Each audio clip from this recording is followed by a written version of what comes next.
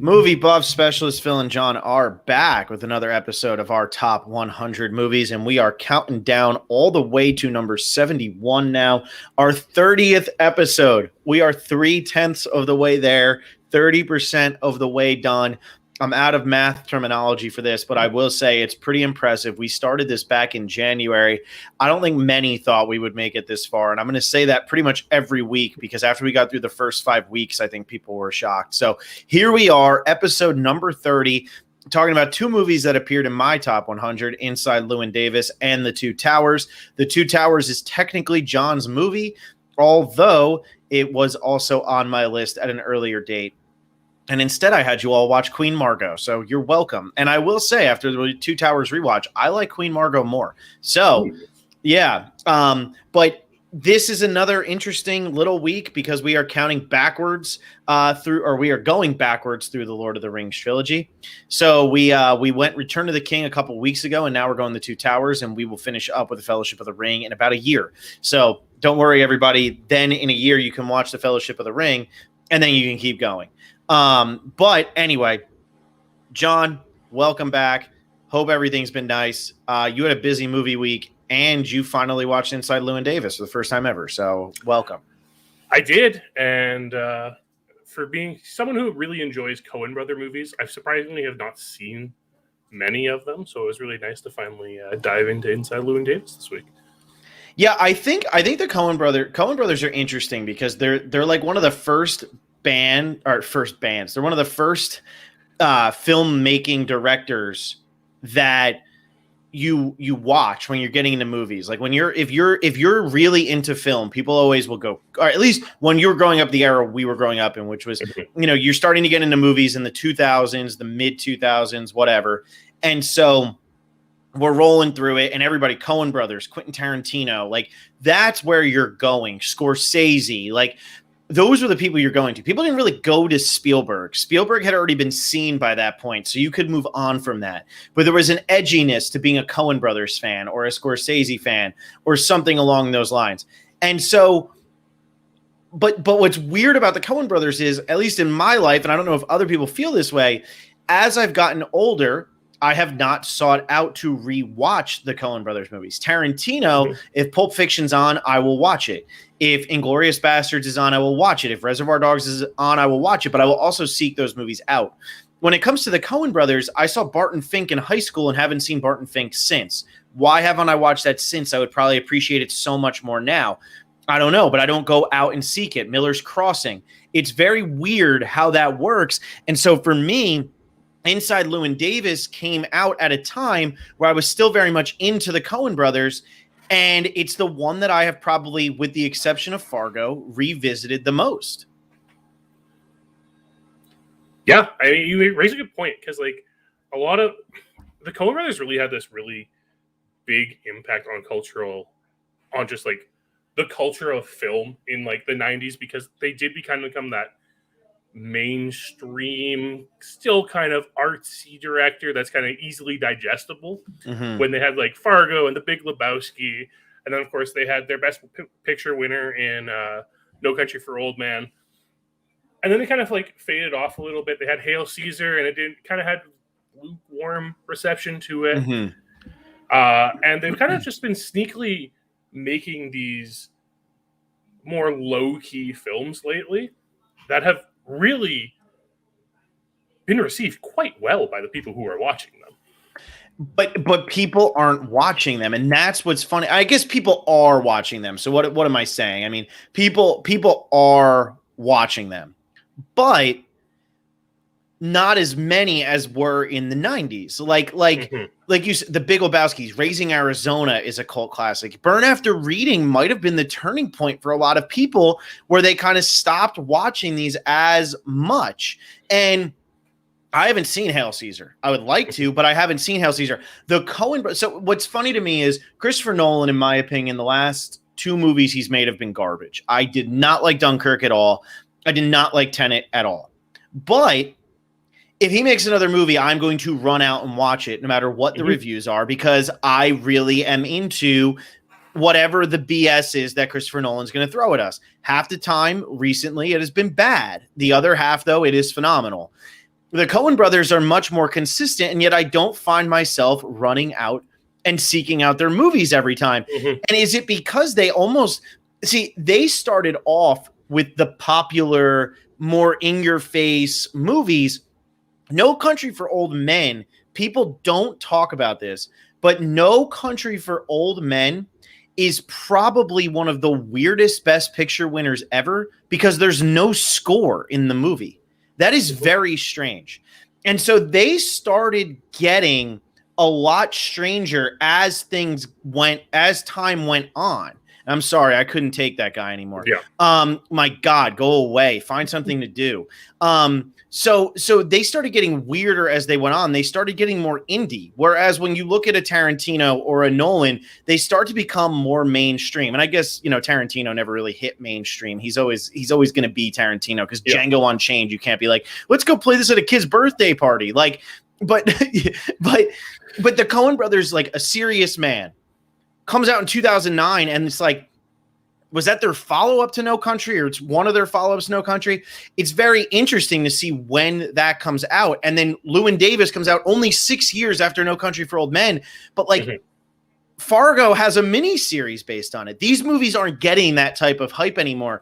And so it confuses me when it comes to the Coens and kind of like where they're at and how people feel about them.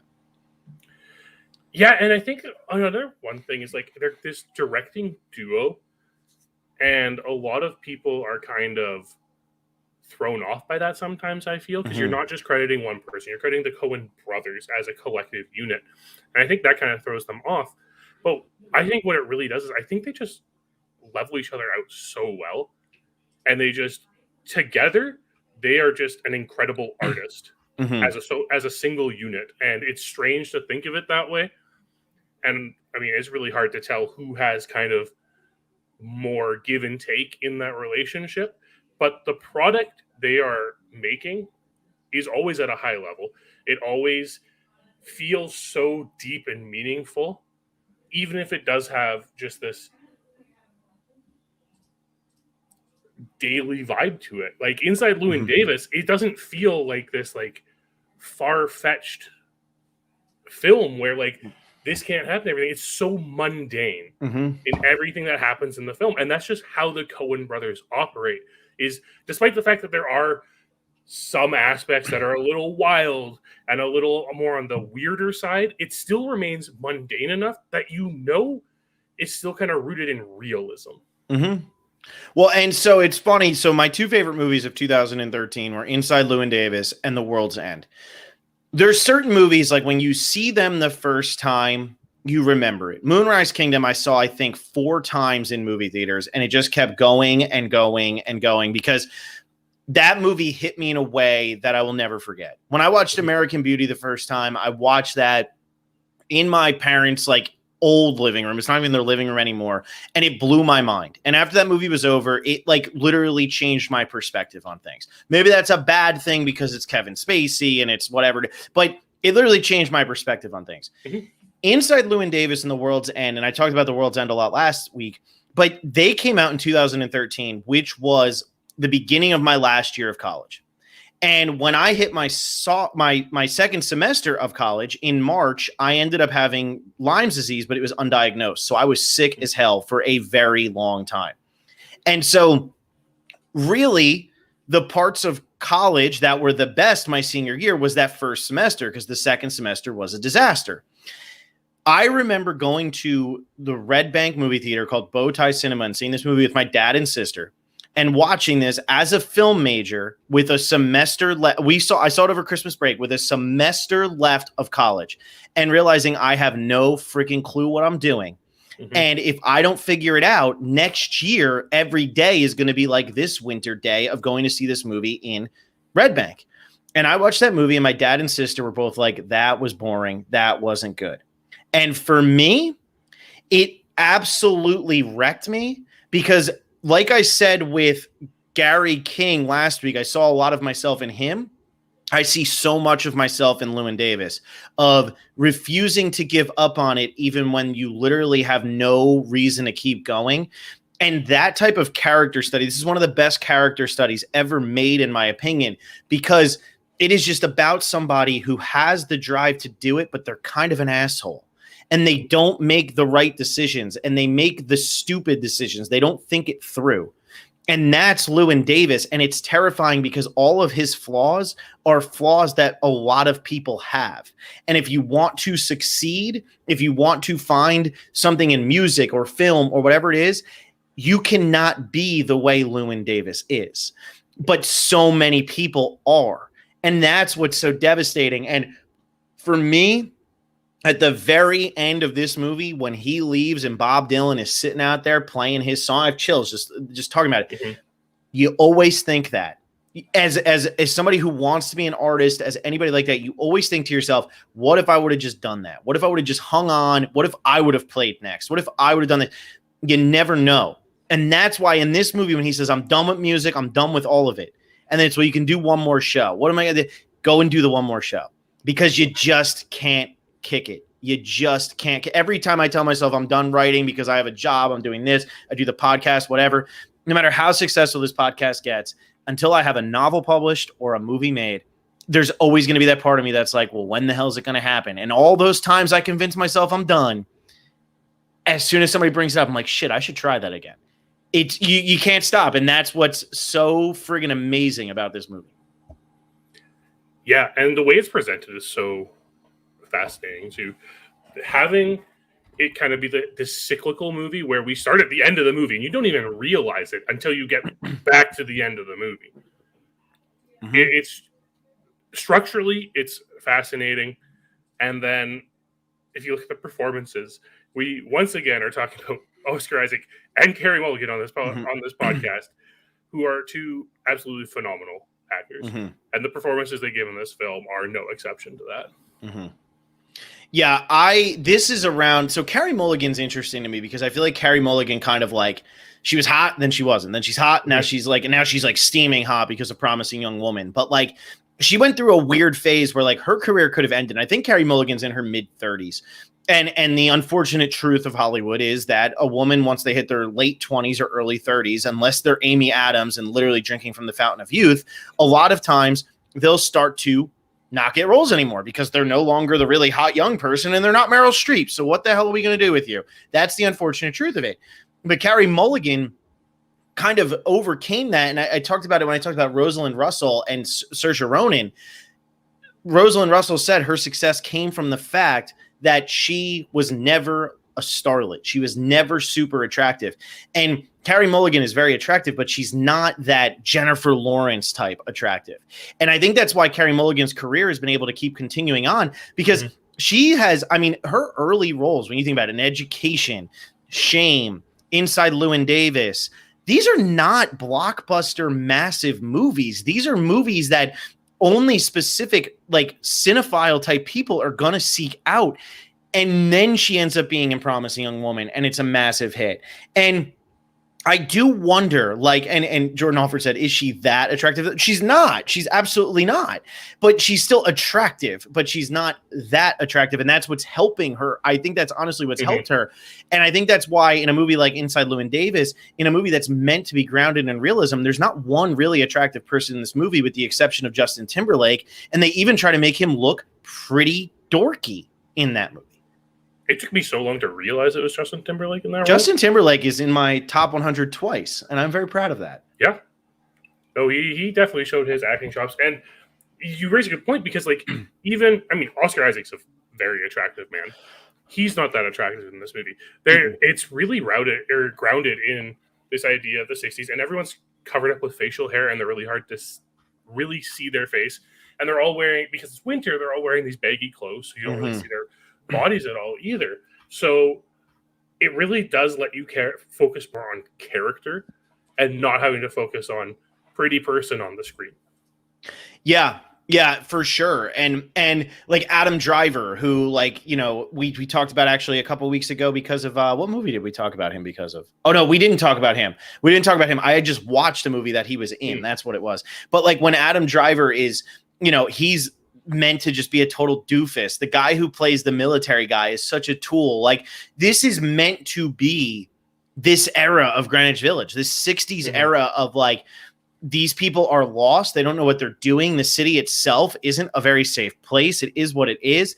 And they're just getting by. They're just doing what they can. And like, I love the scene where Llewyn Davis flips out and he's like, this isn't what I do. This is my job. This is how I pay the bills, which we find he has no bills because he doesn't live anywhere. But this is how I pay the bills. And it's like, there's something so truthful to that, because any artist can relate to that of like, no, that's not like, I'm not just going to do this because like, I'm not your pony or whatever it is. I always think about in Magnolia where I'm not some toy. I'm not your toy. Like when Stanley goes nuts, like it's the hardest thing. And yeah, I think this movie needed to have a bunch of attractive people playing very bleh characters, because that just makes it so much more realistic. And like John Goodman's not 500 pounds and can't walk, but in this movie they literally make it seem like this guy is on the verge of death every moment, and his character is so ridiculous and over the top. But at the same time, like, why wouldn't that guy be just driving to Chicago and stopping and shooting heroin every chance he gets? And why wouldn't he have a driver who just drives him around and gets paid a ridiculous amount of money to do it? There's nothing unrealistic about the movie. And that's, it's, and I think that does come back to the fact of who they chose to act in the movie. They didn't choose, I always think about with, A Star Is Born. You chose Bradley Cooper and Lady Gaga. Like, stop telling me that they're ugly people. Like, stop. Okay. Like, you're not going to succeed just because Lady Gaga has a big nose doesn't mean she's ugly. Like, let's cut that. Yeah. And I mean, they're also really incredible actors in this movie too. Yeah. I mean, we're talking about Oscar Isaac, who in 2013 was really starting to make a name for himself at this point. Carey Mulligan, who was coming off of Shame and An Education at this point. John Goodman, who, is our perennial Coen Brothers star and is literally fantastic in anything he's ever in. And Justin Timberlake, as he breaks into acting, it really goes to show that he has the chops to do it. Mm-hmm. And each of them have these different character aspects to them that really ground them in that realism, where Oscar Isaac and Llewyn Davis, the character, is this artist seeking what? What is he seeking? Mm-hmm. Because that's never really told in the film, and that's the best part about it. Yeah. Is he trying to strive for the success that he and Mike had previously? Mm-hmm. Or is he trying to separate himself completely from Mike and trying to kind of forge his own path here? And that's really the eternal struggle of this film. Well, and I think what's fascinating about this movie is he's never able to find himself. And that's the biggest part of this movie is here's a guy who's trying to figure out how to navigate life without Mike. And Mike was clearly the likable one in this group. Mm-hmm. And he's trying to figure out how to navigate life without Mike, while also at a time in his life where he might just give up. Like, is the music worth it? Is this worth it when Mike's not there? All of that. He's trying to find who he is and who he's going to be. Because now here he is thinking he might have gotten a woman pregnant. Nobody likes him. He gets kicked out of house after house. He's going to Chicago in the hopes that somebody will give him a chance. He gets out there. He gets no chance. Like, he's trying to figure out, what can I possibly do to keep this dream alive? And I think, what does he want? He just wants to be able to do this because this is what he wants to do. And I think that's the hardest thing to explain when you're going through, people always say like Hollywood, and it's such a disgusting industry. The people that you're going to meet, if you ever get to work out there, if you're lucky, you won't meet disgusting people, but I was certainly not that lucky. And when you're out there and people will constantly like, well, why don't you just quit? Why don't you go do something else? But you can't. You just can't because every time you're like, well, what if that next time was what I was going to do? What if that was going to be my next break? And And it's so hard to walk away from. And like Jordan says here, I don't see any money in this. That's what he gets told by F. Murray Abraham. Nothing about the talent. And that's the hardest part. And that's what makes these things so hard to walk away from. Until you're told, yo, you just suck and this isn't going to work. It's so hard to walk away, especially when you know that there's talent, but you're not getting, but it's because of money or it's because of something like that. It's like, well, how can I convince you that this will make you money? I don't know. Llewyn Davis isn't able to do it, but Llewyn Davis also is totally missing the charisma to be able to, sell anybody on himself because he's such a dick.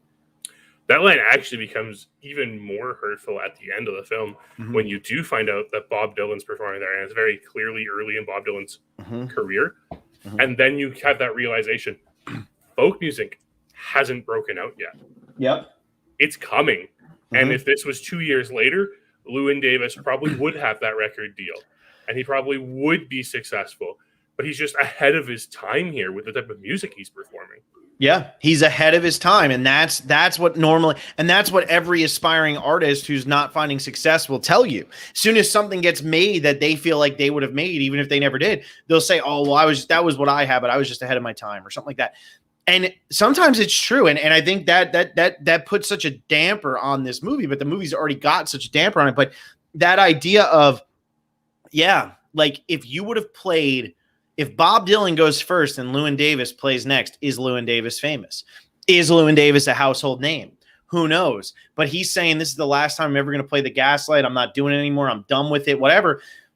But Bob Dylan just walked in after him, and he realizes it's Bob Dylan. But is he going to realize that it was Bob Dylan? Because how many times have you been at a comedy show or something where you've probably seen somebody famous, but you don't remember it because it was before they actually became famous, and you just totally look past it. It's hard. It's just a devastating movie on so many levels, and yet there's still like some sort of weird sense of hope to it that this guy's gonna figure something out for himself. Yeah, and I think that comes down to the fact of the way that Llewyn kind of holds himself, because he doesn't really give up in this movie. He's down and out the entire time. He doesn't have a place to live. He's literally couch surfing with everyone and anyone. Doesn't matter if you just met him or not. He's going to try to bum a couple days in your couch so that he has somewhere to stay. And he's really just trying to pursue his dream here. And the dream just seems so out of reach, but it's really his progress towards kind of discovering himself too in the pursuit of the dream, which is giving that hope, because despite the fact that he gets beat up because he's an asshole, like you still can tell he's really learned something about himself in that moment. Yeah, no, absolutely. And that's the thing. He feels bad about what he did the night before. He feels bad when he goes up and talks to whatever the name of the bar, the guy is. He feels bad. And I think he feels bad throughout most of this movie. But I think there's a lot of anger in him and a lot of frustration in him. And how do you worry about feeling bad when there's so much else happening to you that you can't control? I think that's what this movie's really diving into. And like this could have been the Coen Brothers. If they didn't hit it big with Blood Simple when they did, if they would have made that movie in 1975 instead of 1984 or whatever year it was, maybe they don't ever become a success. Maybe they don't become well known. And I think like when you're that type, like I was thinking about Paul Thomas Anderson. All of Paul Thomas Anderson's movies are about Paul Thomas Anderson. No matter what is happening, whether it's There Will Be Blood or it's Boogie Nights, the main characters in those movies are either Paul Thomas Anderson or Paul Thomas Anderson's dad. That is every single one of those movies. And so he's got that part of himself. And I think when you're an auteur and when you're writing it and directing it and you find some sort of success, even though 99.999% of people with the exact same talent set as you or with the exact same ideas as you never did make it, you can look at it a little bit more from an outside, like almost like an out-of-body experience and be like, I was almost Llewyn Davis. We were that close. Like we were almost the guy in A Serious Man. Like we were that close. But instead we're we made it. Like it's very interesting. Yeah, it's really interesting, this fine line that people walk in this world too, because like Llewyn Davis is walking this fine line, and I think a lot of it comes down to his idea of like what's defining him as a person. Mm-hmm. And I think a lot of what we don't see in this movie, because it happens beforehand, was like he was defined as this musical act with Mike before. Mm-hmm. And now that Mike's gone, he's kind of having this existential crisis about what is he without Mike? Yeah. What is he without music? And it really comes out in the dinner party scene. Mm-hmm. And it's just the line, is that what we do outside of showbiz? Mm-hmm. Exist? Like, yeah, that's what yes. we do in showbiz too. Yeah. But yeah, that is just what it is. It's just existing, and it's coming to terms with existence.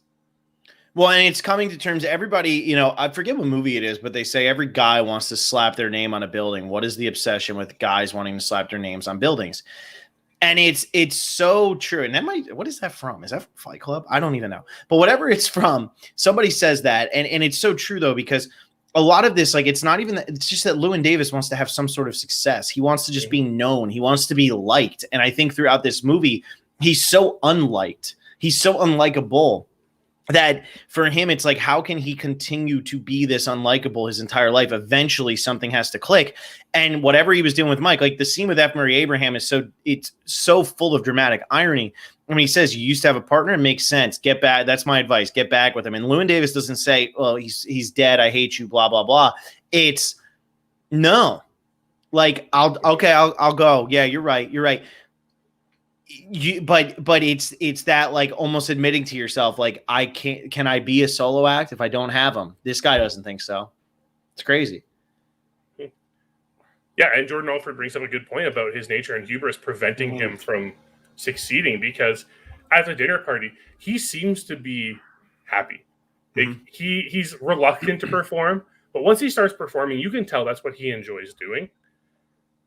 But then when the person comes in with Mike's part, he's like, no, don't do that. And he starts flying off the handle. It's because of his hubris, right? It's because he's trying to force himself separate from Mike at that point. Mm-hmm. But if people are just going to be pushing Mike back into the picture all the time, how is he progressing? Yeah. Well, and it's almost like it's insulting to his existence to be like, you're going to sing his part now. You suck. Don't sing. It's rough. I mean, it's so rough.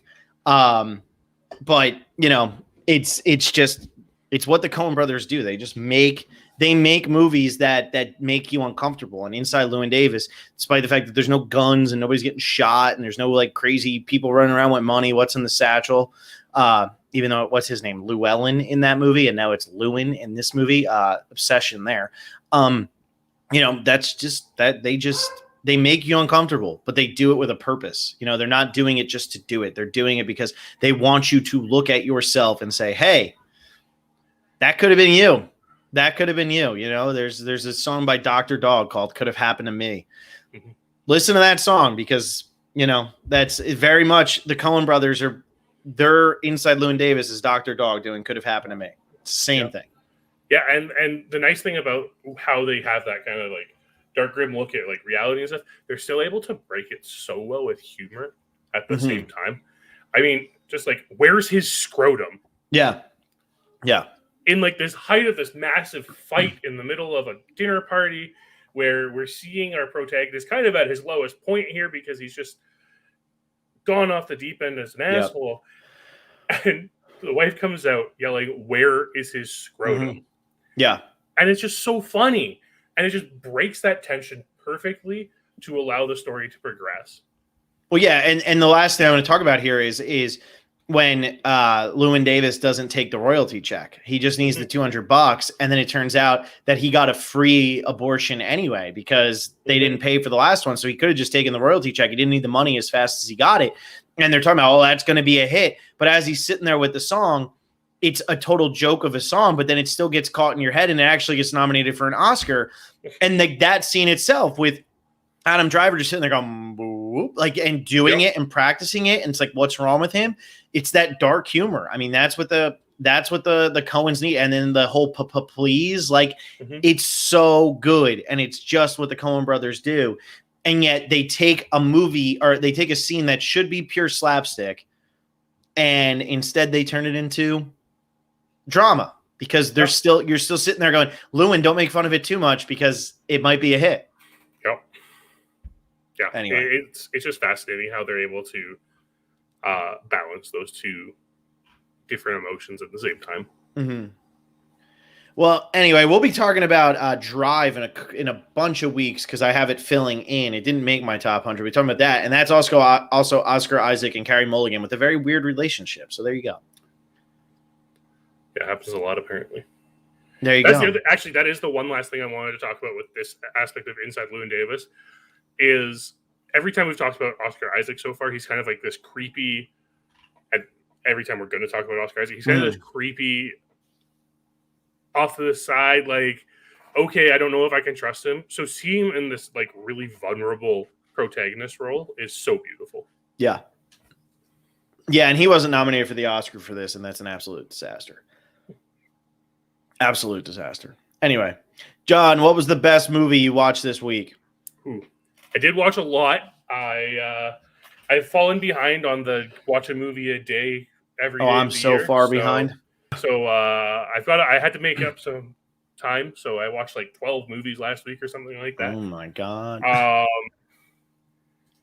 this wasn't the best. Last night I rewatched Willy's Wonderland. I just want to take a side note to say B movie Nicolas Cage is absolutely the best Nicolas Cage, and we don't deserve it.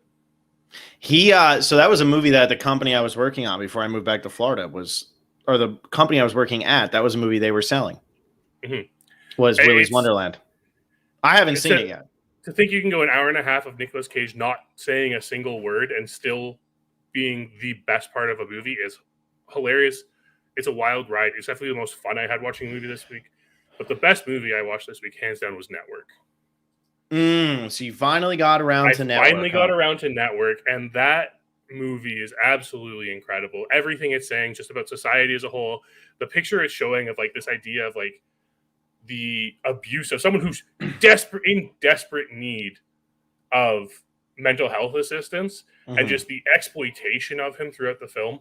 It's wonderful. It's an incredible film. If you haven't gotten around to Network yet, please do. It's one that'll be on my next top 100. Yeah, the problem with Network is that it's just it doesn't stand the test of time because our media has calmed down so much, and our media doesn't like to exploit people at all. So it's crazy how like things have just settled so much that like to look back and be like, oh, they're just doing it for ratings. Like that's not what the media does anymore. They don't do it for the clicks. They don't do it for the ratings, and that's what I got for media. So that's it there, John. Obviously, I'm being sarcastic in case anybody thinks I'm being serious. No, Peter Falk. Who is it? Peter Finch or Peter Falk? I can never remember his last name. I think it's Peter Finch. Friggin' amazing in that movie. Faye Dunaway, amazing. William Holden, amazing. Beatrix Straight with the shortest Oscar-winning performance of all time. She's in about 3 minutes of that movie, and she wins the Oscar. So there's that. The best movie I watched this week is not quite on that level because I only watched 2 movies this week. I watched, aside from the ones we did watch, I was busy as anything, and I'm falling behind on my movie a day. I was watching a lot of Dark this week in terms of the show. My fiance finally wanted to watch it, and it's like the greatest thing of all time. So I'm just like all in. And once you watch one episode, you can't stop because it all just keeps spinning in a circle. But I watched Stagecoach and I watched Free Guy. And I hate to do this to John Ford, but Free Guy was better than Stagecoach. So I'm going to go ahead and say I liked Free Guy the most out of any movie I watched this week.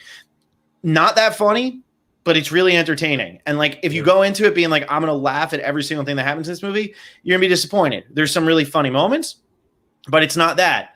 But just very entertaining. Ryan Reynolds has so much charisma, and it's just like a fun, and Steve Harrington's in it. So like, that's cool. For all you Stranger Things fans, Steve Harrington finally gets the girl. So, it's good to see. So I liked that movie a lot more than I thought I was going to. It was very entertaining. Nice, mindless. It was kind of like an R-rated Wreck-It Ralph. You know what I mean? Like, it was just, it was fun. All right, John, let's get into the Two Towers, which was on my top 100 list all the way back at number 91. So I had it at number 91. John, you're coming in here at number 71, 20 spots higher than I had it. So I'll let you take the lead. So one of the hardest things with the Two Towers being the middle movie of this epic film trilogy is what really defines it itself from that surrounds it and the whole picture. Mm-hmm. That's kind of how I went in watching it this week was, how does this define itself so differently? And one of the things that I really noticed, the character work in this movie is very good, specifically the characters that are focused on in this movie. Because there are 3 characters that we get focused on in this film that we don't really get focused on in the other 2 films in the movie, or in the trilogy. And they're so fascinating. And first off, it's Gollum. And Andy Serkis's performance as Gollum and Smeagol is incredible. It's fascinating what that man can do with his body, but also just what he can express in his voice at the same time. It's Saruman. I mean, Christopher Lee is always going to give us a fantastic performance, and he doesn't disappoint in this. And it's Treebeard. Because Treebeard is just one of these iconic characters that doesn't get enough love. So I watched it again this time, and it was my least favorite. So there was a point in time, and I think a lot of people go through this. Mm-hmm. There was a point in time where The Two Towers was probably my favorite one. Helm's Deep is ridiculous. Mm-hmm. The movie itself feels the quickest in a lot of aspects. The first hour is a masterclass in storytelling because you're combining all of the characters who are now separated from each other while also introducing 2 or 3 of the most important characters in the entire trilogy. And I'm talking about Theoden, Eowyn. Is it Eowyn? I always forget what her name is. And Gollum. And so you're introducing all of them. You're introducing Rohan. You introduce Grima Wormtongue, which is played by Billy Bibbit, who I can never remember what his real name is, but Billy Bibbit, one of the best supporting acting roles of all time, and he didn't win. It's for Cuckoo's Nest. And so you have all of these great moments.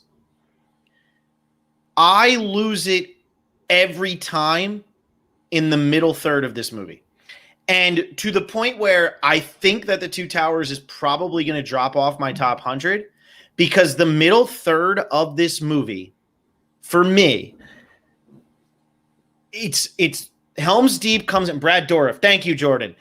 Helm's Deep comes in with an hour left of the movie. Mm-hmm. They get settled into Rohan, past Rohan, about an hour into the movie. Other than the gap of Rohan in between that, the trees don't do it for me. And as much as I love this series, the trees are almost a little too far for me.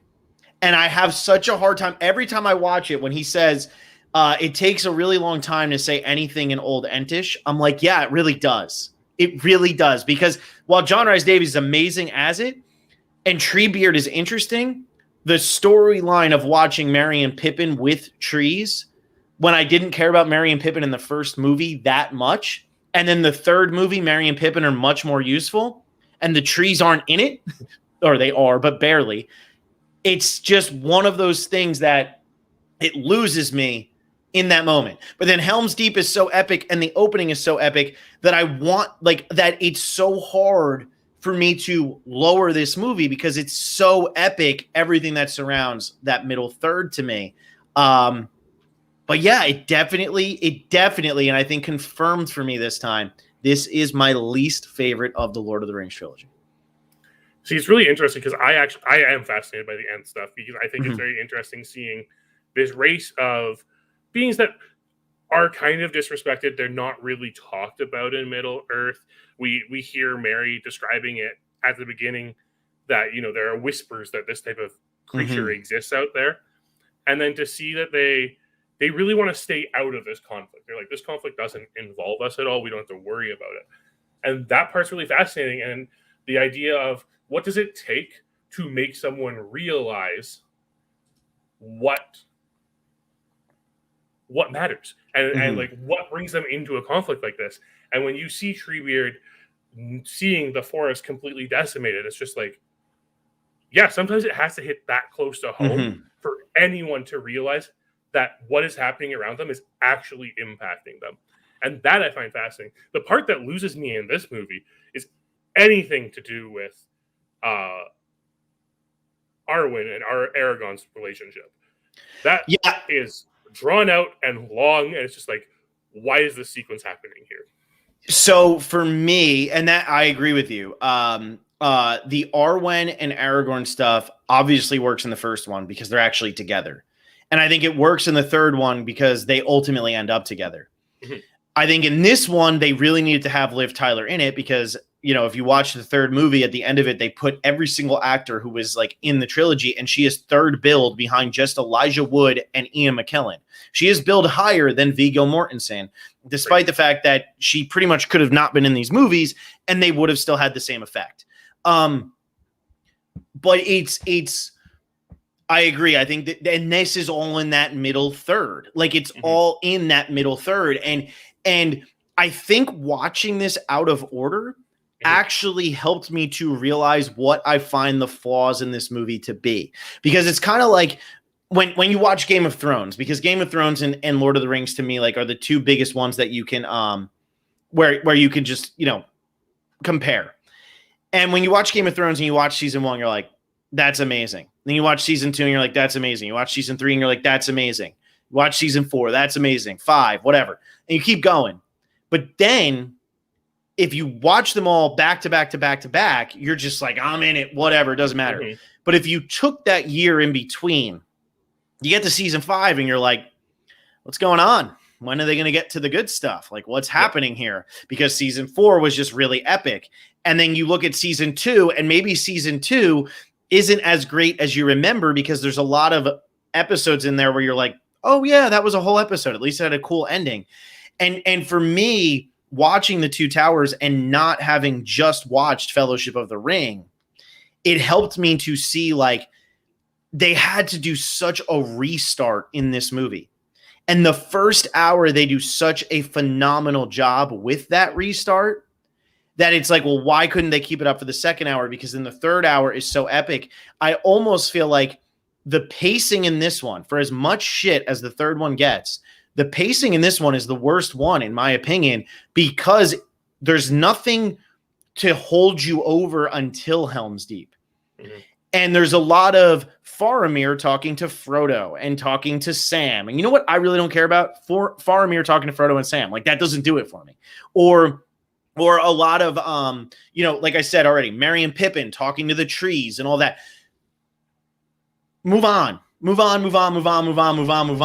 Because you needed that other, I think you needed that other epic action sequence in this, because that, when I rewatched the third one, I was like, this is a perfectly directed movie. And for as much crap as it gets for pacing, okay, maybe the last 20 minutes are drawn out, and they should be. That first 3 hours of that movie, it's doing everything it's supposed to be doing. And I think the Two Towers just misses there. But which one do you actually like more? Would you put Two Towers above Return of the King? I do personally prefer Two Towers. And I actually think watching in this order really affirmed that for me. Because what I really like at the beginning of this film, because like you said, they do a fantastic job of like setting everything up at the beginning. There are some decisions that were made with this film that I think really set it apart from the others. First off, we have the opening scene. So, of course, the opening scene in Fellowship of the Ring, we have the War of the Ring and everything, and the telling of like the forging of the rings and stuff. Epic opening sequence. And Return of the King, we have this beautiful Smeagol's downfall sequence. And this one, we just kind of have this recap from Fellowship of Gandalf falling to the Balrog.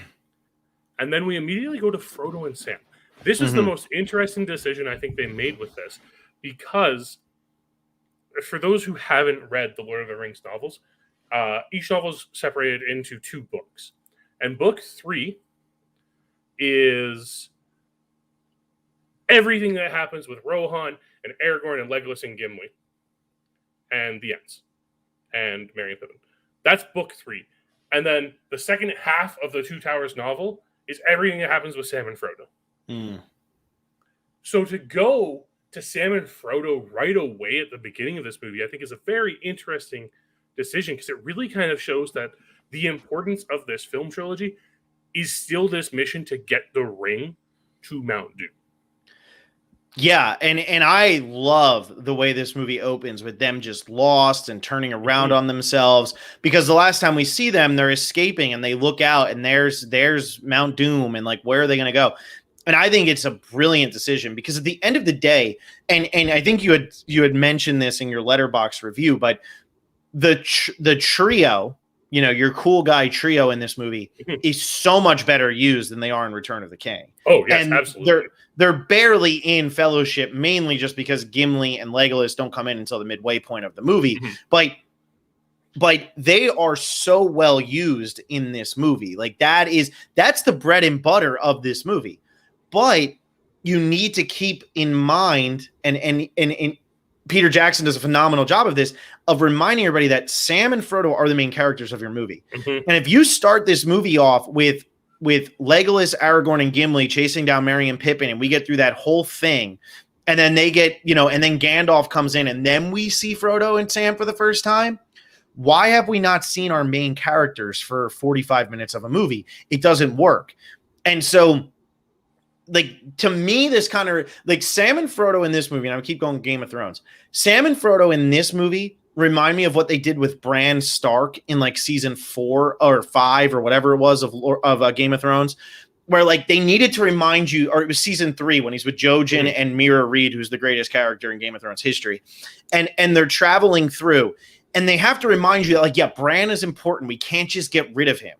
And so he's in like 4 episodes of that season, but he needs to be in those episodes. You remember, they did a good job in this one of starting off with Sam and Frodo finding Gollum and getting into that, and then going through the marsh, and then getting to the gate.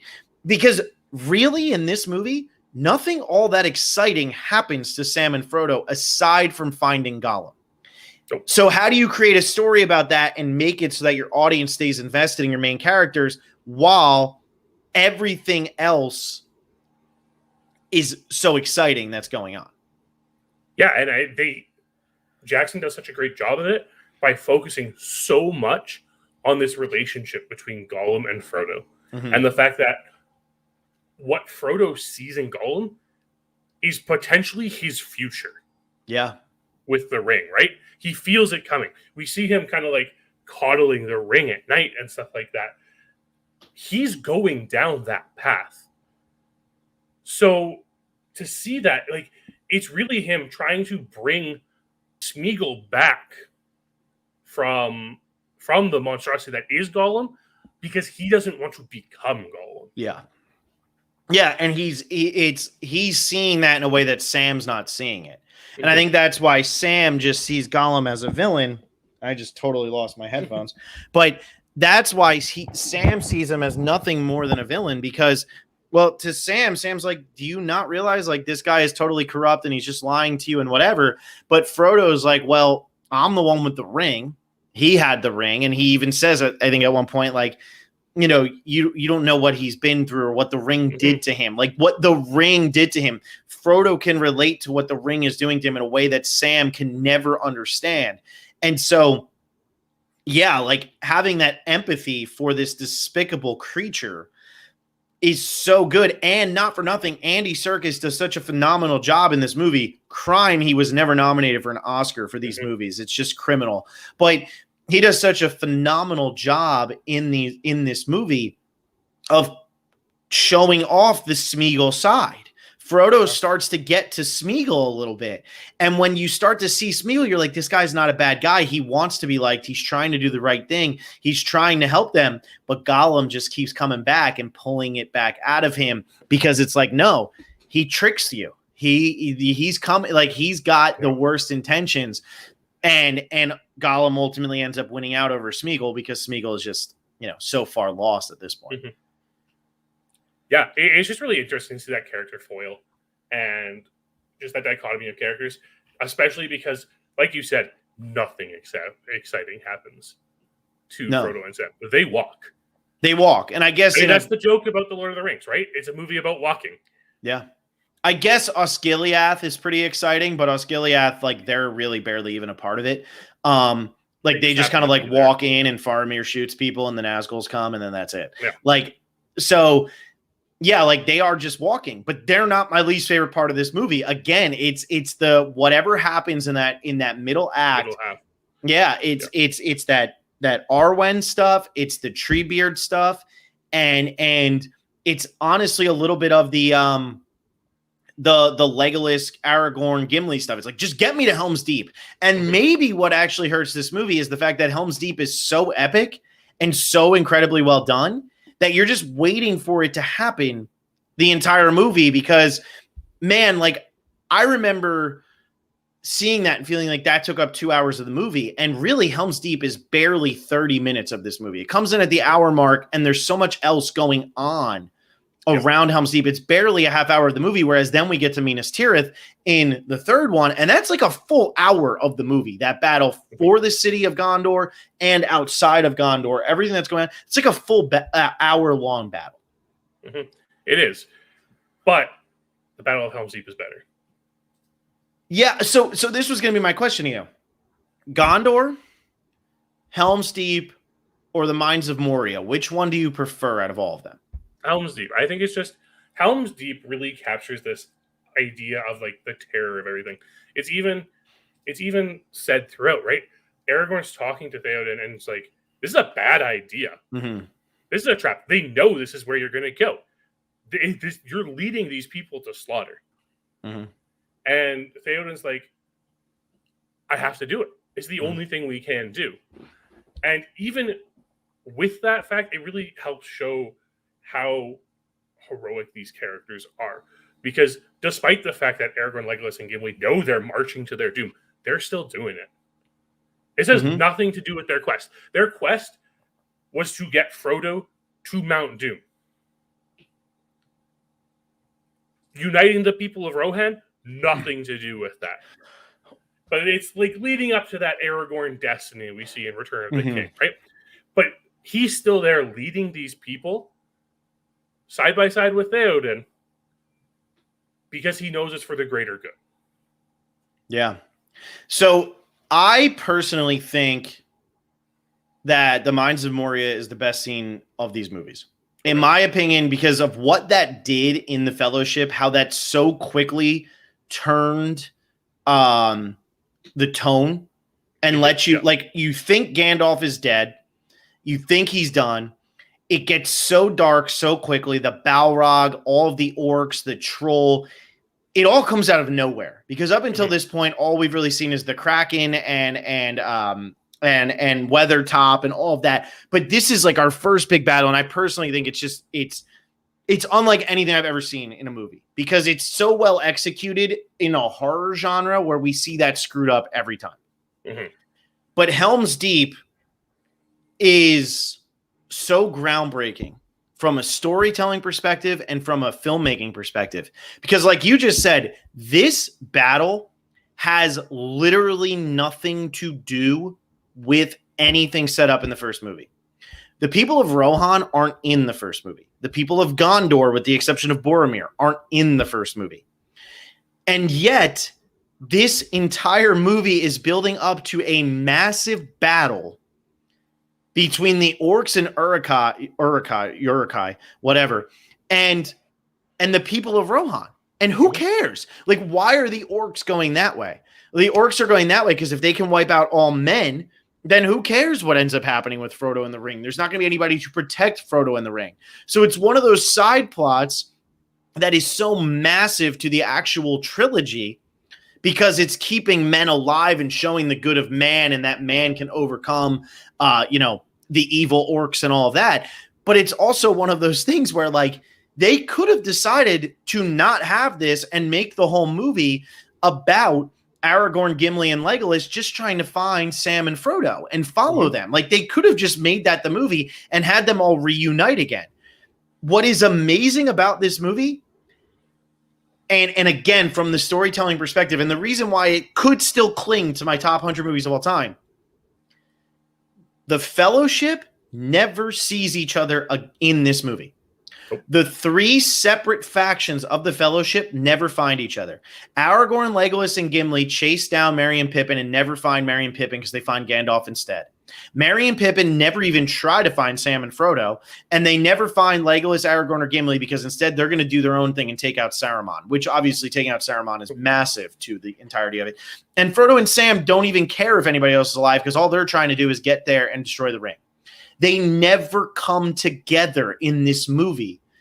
And yet it's still able to be so satisfying. The conclusions of every one of these storylines is so satisfying.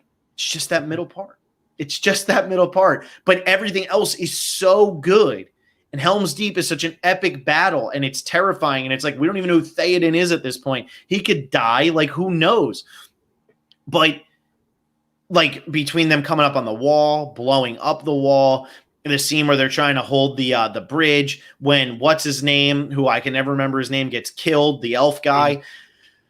So many great moments.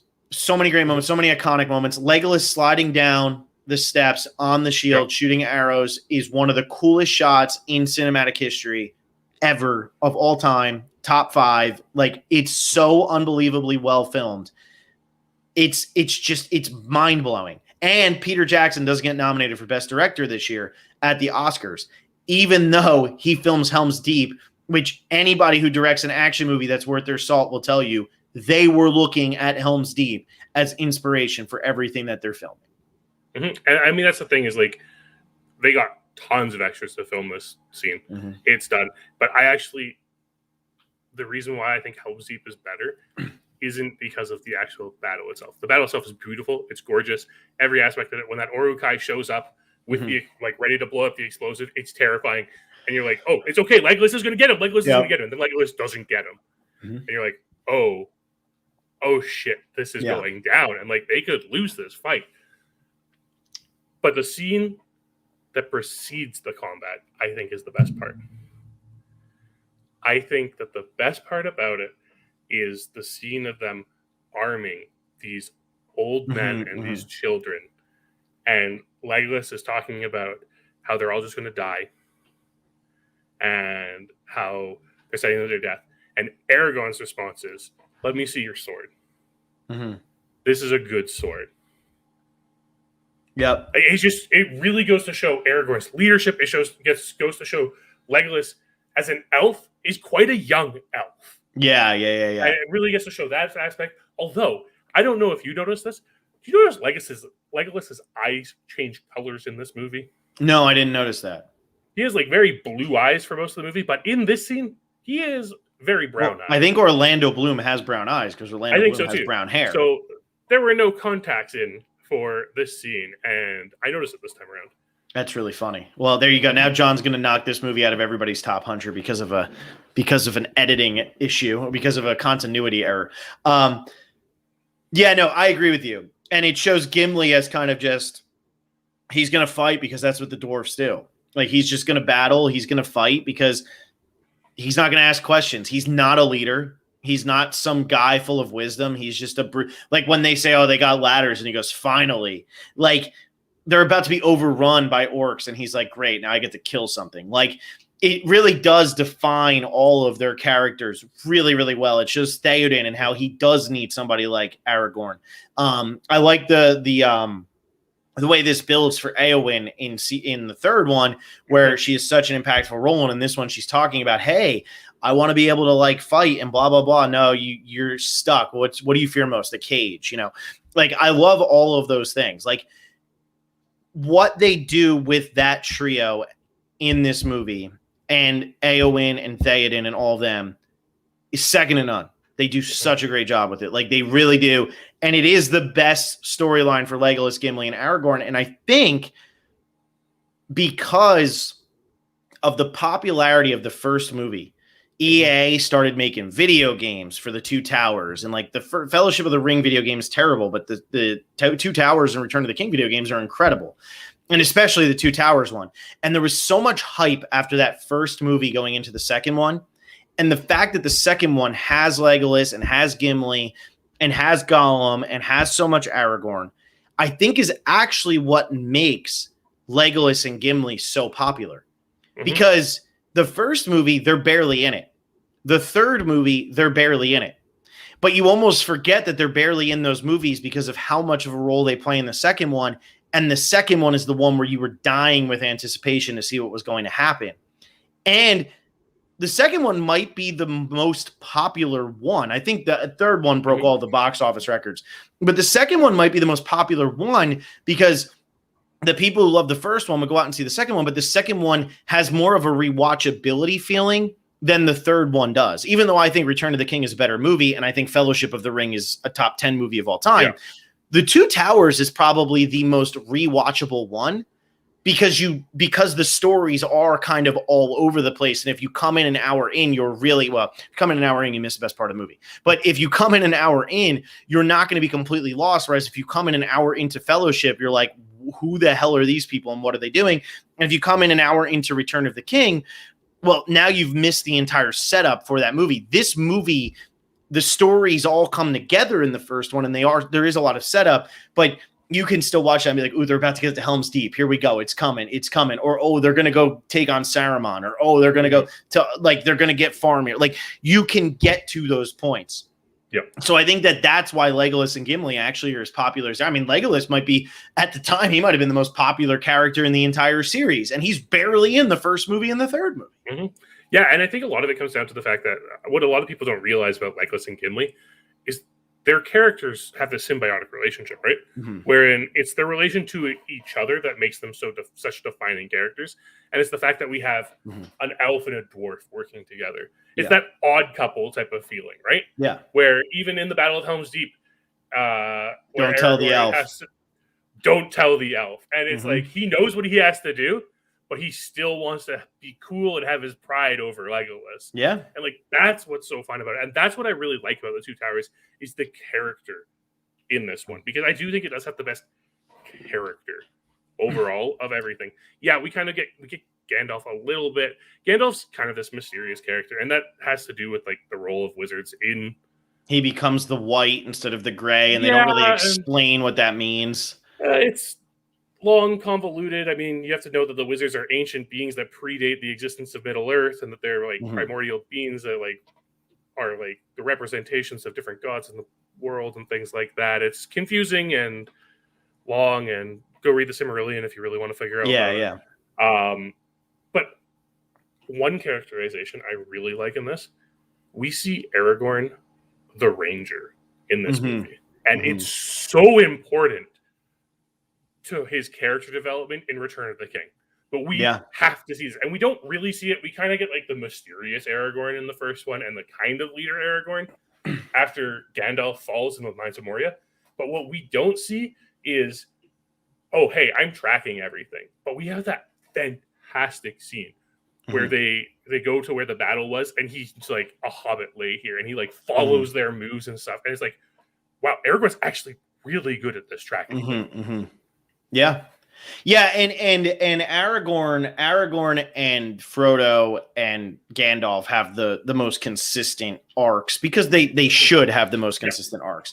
But Aragorn is the one who, like, you know, out of that three, I don't think necessarily he would immediately be your favorite, but as you start to like rewatch the movies and you see all the things he does, like Viggo Mortensen was phenomenal as Aragorn. He does such a good job with everything, and he leans into it so hard, and it really is that growth of Aragorn going from being Strider to being the king, and how he goes to, like, there's a lot of depth to that character, and I think that's the best part about the Lord of the Rings as a whole is there's so much depth to things that shouldn't need so much depth or that shouldn't have so much depth.